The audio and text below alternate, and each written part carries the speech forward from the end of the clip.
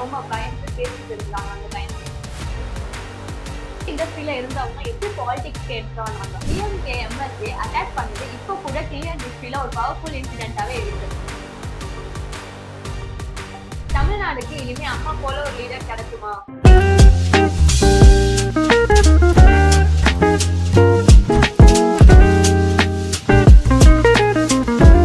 Hi, welcome back to our tech. Last week ஒரு பெரிய பொலிட்டிஷியனோட birthday வந்துச்சு. அந்த பொலிட்டிஷியன் பார்த்து தான் நம்ம இன்னைக்கு பேச போறோம். அவங்க பேர் தான் Selvi Jayalalithaa, the iron lady of Tamil Nadu. Cinema இண்டஸ்ட்ரியில ஸ்டார்ட் ஆகி பாலிட்டிக்கலியும் என்டர் ஆகி இண்டஸ்ட்ரியெல்லாம் அடக்கி வச்சது ஒன்லி ஒன் புரட்சி தலைவி. இவங்க வந்துட்டு mix of success, struggle and unstoppable will power also. Jaya ma'am 1948ல மைசூர்ல பிறந்திருக்காங்க. இவங்க சின்ன வயசுல இருக்கும் போதே அவங்க அப்பா இறந்திருக்காங்க.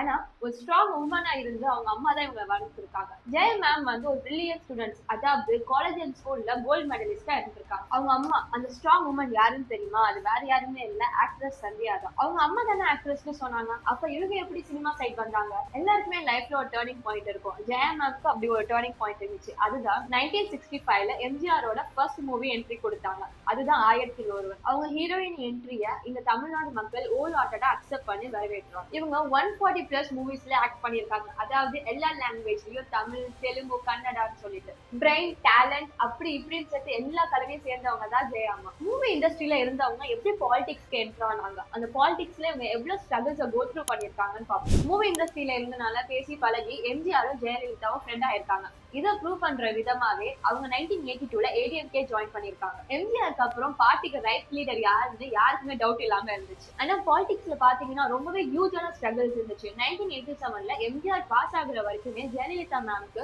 ஒரு பவர்ஃபுல் லீடரா எஸ்டாப்ளிஷ் ஆகுறதுக்கு வாய்ப்பே கிடைக்கல. 1989ல டிஎம்கே எம்எல்ஏ அட்டாக் பண்ணது இப்போ கூட டிஎன் ஹிஸ்டரியில ஒரு பவர்ஃபுல் இன்சிடென்ட்டாவே இருக்கு. ஜெயலலிதா மேம் சொன்னாங்க, நான் திரும்பி வருவேன் அண்ட் ஐ வில் ரூல் அப்படின்னு. அவங்க நிறைய இன்சல்ட்டா பர்சனலாவே ஃபேஸ் பண்ணிருக்காங்க. ஆனாலும் அவங்க திரும்ப திரும்ப வந்து அவங்க ஒரு ஸ்ட்ராங் லேடி அப்படின்னு ப்ரூவ் பண்ணிருக்காங்க. ஒரு வழியா இந்த ஸ்ட்ரகிள்ஸ் எல்லாமே தாண்டி அவங்க தமிழ்நாடு சிஎம் ஆகுறாங்க. ஆனா இனிமே தான் எல்லா பிரச்சனையும் ஸ்டார்ட் ஆகுது. 1991ல ஜெயலலிதா மேம் சிஎம் ஆகுறாங்க. தமிழ்நாடு மக்கள் அது ஹோல் ஹார்ட்டடா அக்செப்ட் பண்ணி அவங்க ஒரு சிஎம்மா வெல்கம் பண்றாங்க. அவங்க டெர்மண்டன்ஸ் ஒர்க் எல்லாம் என்னன்னு பார்க்கலாம் வாங்க. இவங்க சிஎம் ஆன அப்புறம் நிறைய டெர்மண்டன்ஸ் ஒர்க் இம்ப்ளிமெண்ட் பண்ணாங்க. அதாவது தண்ணீர் திட்டம், தமிழ்நாட்டுல வாட்டர் ப்ராப்ளம்ஸ்க்கு ஒரு பெர்மனன்ட் சொல்யூஷன் கொண்டு வந்தாங்க. ரெயின் வாட்டர் கொண்டு வந்தாங்க. அதாவது இந்தியாலே ஃபர்ஸ்ட் டைம் கம்பல்சரியா இம்ப்ளிமெண்ட் பண்ண ஒரு லீடர். கிரடல் பேபி ஸ்கீம், ஆதரவற்ற கேர்ள் பேபிஸ்க்கு லைஃப் கொடுக்கிற விதமா இனிஷியேட் பண்ணாங்க. அம்மா கேன்டீன், அம்மா குடிநீர், அம்மா ஃபார்மசி அப்படின்னு சொல்லிட்டு வெல்ஃபேர்ல வேற லெவல்ல இனோவேட் பண்ணி வச்சிருந்தாங்க. அவங்களோட அட்மினிஸ்ட்ரேஷன் தமிழ்நாடுக்கு ரொம்ப பெரிய ஒரு இம்பாக்ட கொடுத்துச்சு. 2001ல அவங்க செகண்ட் டைம் சிஎம் ஆகுறாங்க.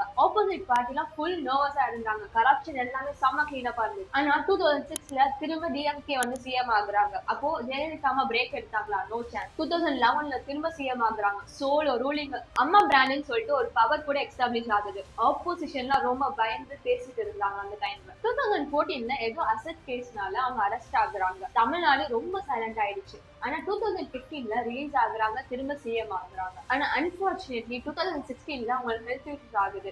அவங்க ஹாஸ்பிட்டல் அட்மிட் ஆகுற நியூஸ் வந்து தமிழ்நாடு மக்கள் எல்லாருக்குமே போய் சேருது. சோ தமிழ்நாடே ரொம்ப சைலண்டா இருந்துச்சு. இவங்க 5 வாட்டி சிஎம்மா செலக்ட் ஆயிருக்காங்க. இது பெரிய ரெக்கார்ட் பிரேக்கிங்கா இருந்துச்சு. அதாவது 20 இயர்ஸா ஒரு உமனா இருந்துட்டு பாலிட்டிக்கலா அவங்க கண்ட்ரோல்ல வச்சிருந்திருக்காங்க. ஜெயலலிதா மேம் ஒரு சிஎம் மட்டும் இல்ல, சரியான பவர்ஃபுல்லான லேடி அவங்க. தமிழ்நாடு வெல்ஃபேர் பாலிசிஸ்க்கு அம்மா டச். அது மட்டும் இல்லாம பப்ளிக் கேர் இனிஷியேட்டிவ் பண்ணாங்க. அம்மாவோட லெகசியை மறக்கவே முடியாதுங்க. தமிழ்நாடுக்கு இனிமே அம்மா போல ஒரு லீடர் கிடைக்குமா? She proved that politics is not just for a men, but it is for the powerful. Jayalalithaa மேம்க்கு ஒரு ட்ரிபியூட்டா ஒரு லைக் போட்டு ஷேர் பண்ணிடுங்க. Tata, bye bye. அப்புறம் மறக்காம சப்ஸ்கிரைப் பண்ணிடுங்க.